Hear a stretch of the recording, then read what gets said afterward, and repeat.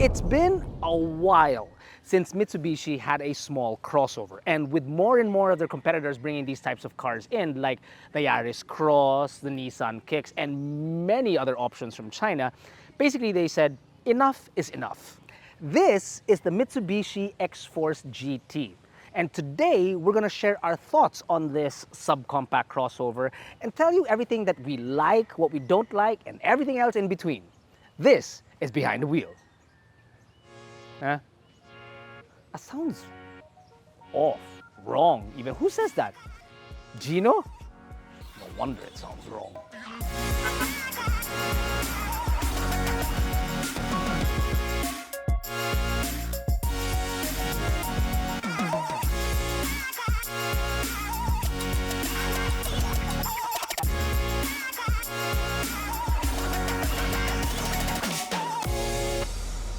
Let's begin with its price. Whip out the ever-trusty AutoDeal app, and it will tell you that the XForce GT, or rather the XForce starts at 1,367,000 Philippine pesos, and then the GT comes in at 1,681,000 Philippine pesos. Now, to find prices on this car, or any car for that matter, download the AutoDeal app, which it can help you connect to hundreds of dealers nationwide to help you find the best car for the best price. I want to circle back for just a moment on its price, which I will admit is a little bit on the pricier side of things. See, it sits a bit more expensive than that of the Creta or the Kicks. Its price is actually closer to that of the Yaris Cross Hybrid and or the bigger BYD Sea Lion 6. But those two cars are electric. This is not. So you'd expect a little bit more razzle-dazzle from this thing, right? When we open her up, the XForce isn't really off to the greatest of starts. You have a naturally aspirated 1.5-liter gasoline engine that produces 103 horses and 141 Newton meters of torque mated to a CVT. A bit modest considering there are other options in this segment with more oomph, like the GAC M-Zoom or even the Kicks e-Power. When it comes to fuel efficiency in the city, it gets around 9 kilometers per liter with traffic. And out on the highway, it got up to 21 kilometers per liter. Now, while in the power department, it might be a bit lacking, where it stands out is its exterior design. I was in the sun. Large LED DRLs wrap around the front of the car, along with a large grille, which makes for an imposing look.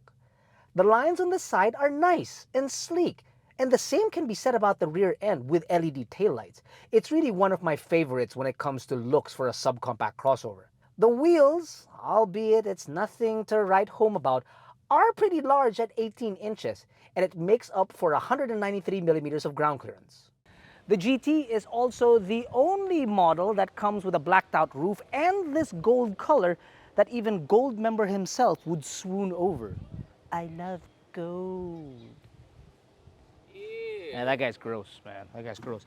Open her up with a power tailgate, mind you, and it will reveal more than enough space to carry a balikbayan box and overnight luggage. There's also an option where you can bring the floor down to load even taller items, which I think is pretty cool. You can fold the 60/40 seats to fit in an extra set of balikbayan boxes in there, making it quite versatile. The rear seats is, well, a mix of good and bad, really. I like the position that you are in, quite high, good thigh support, and a lot of room to put your feet underneath the driver's seat, which I like. That's Jack's normal driving position. You have a lot of pockets available to you, both on either doors for your bottle holders. Then you've got pockets here up front that can hold your gadgets very well. I also like the fact that there are 2 air vents found here up front and charging points in the form of Type A and Type C. Not exactly future-proofing, but I like the fact that there's 2 of them there. You do have a center armrest that comes all the way down with 2 cup holders. Not so great is, well, although it's supple, it's soft rather, not supple, but soft. The leather isn't the greatest of quality. The headroom is okay for a person of my height. The lining up on top, I like the fact that it's dark. It looked new for a little bit longer, but the material, I wish it could have used some sprucing. And then there's also the fact that on the door, by the window button, this is piano black, so it's a magnet for fingerprints. Although Jack did make me realize that when you're sitting in the back seat, you're not exactly going to be opening your window all that much because air conditioning, right? So yeah. Kasha naman. While I'm back here, Kako also forgot to mention that you can recline the seats back and forth. Yeah. Stop trying to do my job. Get into the front seats, and the first thing that I noticed that it's going to catch taller people off. Obviously, I can't relate to any of that, but much taller people will find that it's a bit high. It rides a bit high. I've already got it with the knob at its lowest setting. So taller people like Jack, who would sit here earlier, would need to push this backrest back a little bit to get him down to a little bit lower so that he can have a proper view of while driving. What I do appreciate though is that the wheel or the steering wheel is telescopic. So that's nice. Very, very nice. And on that note, on the steering wheel, you have your controls for your audio and your infotainment on the left side. And the right side, you have your cruise control. Now, it doesn't have lane keep assist, but it does have adaptive cruise, which is very, very welcome for Jack. I'm still trying to get used to it. Sadly, though, those buttons on the steering wheel are all piano black. And that's just kind of odd because that is very high traffic and very high fingerprint magnet. Woo! The NBI probably has a record of me by now. In the center, you have a large 12.3-inch screen that has Apple CarPlay and Android Auto, which are wireless, by the way, and I appreciate that. But there's even more to it because you have so many functions inside the screen. Like you can tell your pitch, your roll, your yaw controls, the amount of G forces that you put in, and everything else in between, including Jack's body mass index. And then another thing is that it can also tell you the exact location of where you are in the form of degrees, in minutes and seconds. Like it can tell you that you're at 142 minutes and 35 seconds northeast. So basically, if Carmen Sandiego ever drove this car, we'd never have to ask her that question. The infotainment is also connected to a set of 6 Yamaha speakers, which sound pretty awesome if I do say so myself.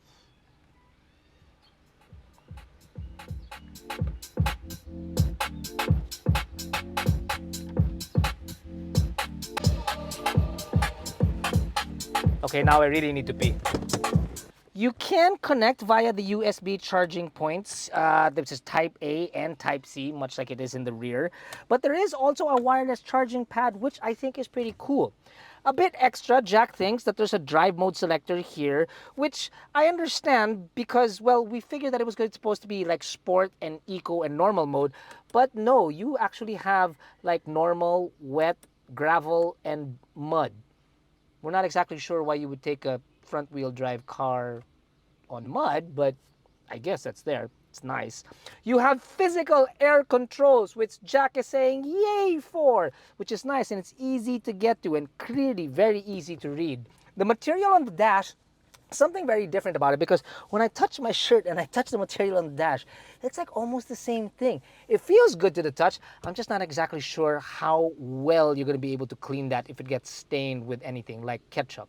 Apart from some material choices, the cabin isn't anything great really because you've got plastics here and a lot of piano blacks in areas that you really don't want. And then there's this one thing. I don't know if I'm nitpicking or anything, but I don't know if it's just this car, but the whole panel here that controls the windows and your side mirrors, it kind of, here, listen, kind of squeaks. Again, I may sound like I'm nitpicking, but when you make a purchase for a vehicle, it's a very large investment. So if it means that you need to get up close and personal to find out about these things about the car, then do it because it's your investment. And what better way, and no better way to get up close and personal with the car than to download the AutoDeal app so it can connect you to dealers so that you yourself can go out for a test drive, which can get you that much closer to your next car, right? Very good. Let's head out for a drive right now so we can tell you just exactly how this car feels like on the road. But before that, do please consider liking and subscribing to our videos because we need to raise as much money as possible to fund Earl's next Japan trip. The dude's been there for the past 2.5 weeks, and we have no idea how he's going to feed himself by the time he gets home. He rented an S15, man. How much money do we pay that guy?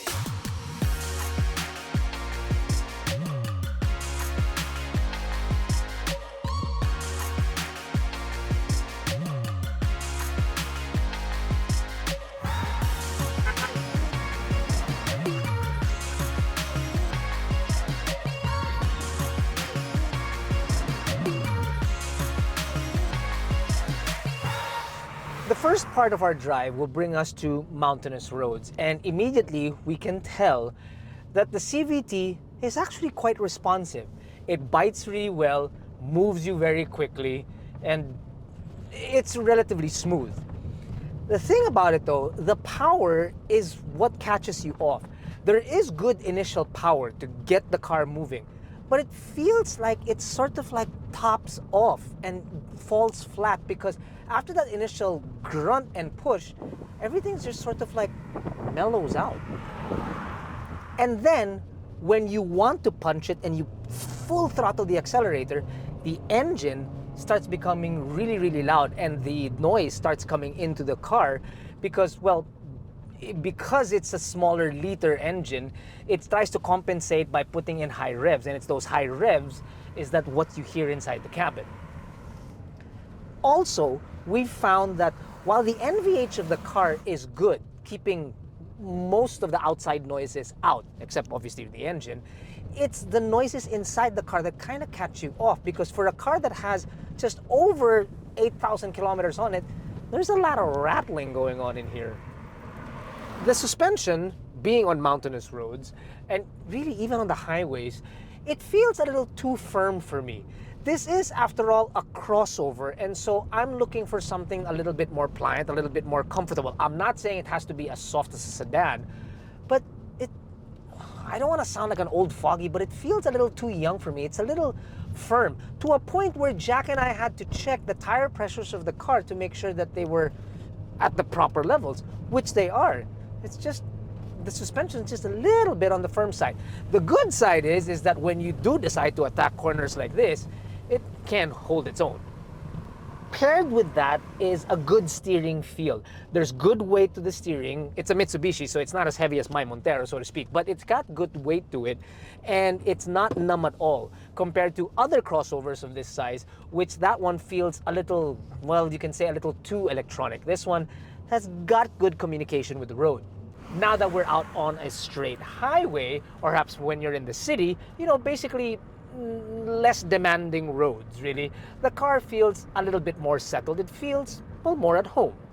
So, in totality, considering everything, you've got responsive steering and a stiffer suspension, a firmer suspension. So that kind of tells you it's leaning towards more the sporty side of things.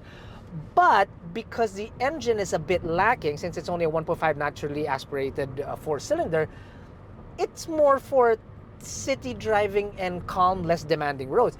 So the car to me is sort of like, well, it's not an identity crisis, but it's sort of like, it's a little bit confused. A paradox, one would say. A conundrum, you could even continue. Maybe even a contradiction? A contradiction, yes, very good, Jack. Perhaps an incongruity. An incongruity. I'm liking this, Jack. Perhaps yes. even a dichotomy? A dichotomy between sporty and smooth. Jack, you're full of surprises today. Where are you getting all of these words? Thesaurus.com. Oh, you're on your phone. Yeah. Lintik.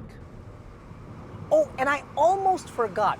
It's not a selling point by any means, but it's so cool that this has an air vent found here underneath.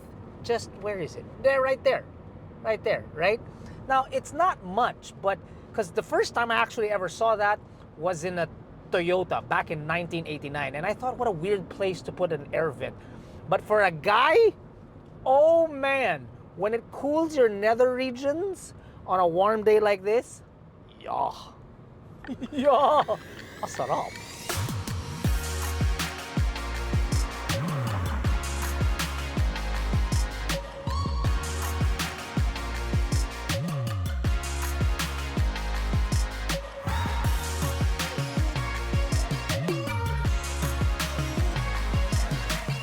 The XForce is an undeniably good-looking automobile. There's no two ways about it. But to be completely honest with you, it does fall a little bit short when we're talking about what's underneath the hood. Because there are other cars out there that are faster, even electrified ones, that go for the same price that Mitsubishi is asking for the XForce. Albeit the car may not be for everybody, it does make a case for itself. Because if, let's say, for example, you're not ready to go electrified yet, You just want a simple subcompact crossover with an internal combustion engine with features like adaptive cruise and an infotainment system that's chock full of things, then yeah, the X-Force might be the automobile for you. You're not going to find out, however, unless you download the AutoDeal app, which will help you connect to dealers nationwide that can get you up close and personal with this car and even a test drive to see if you will actually love this car in the metal. In the flesh, in the metal. So you know what I mean.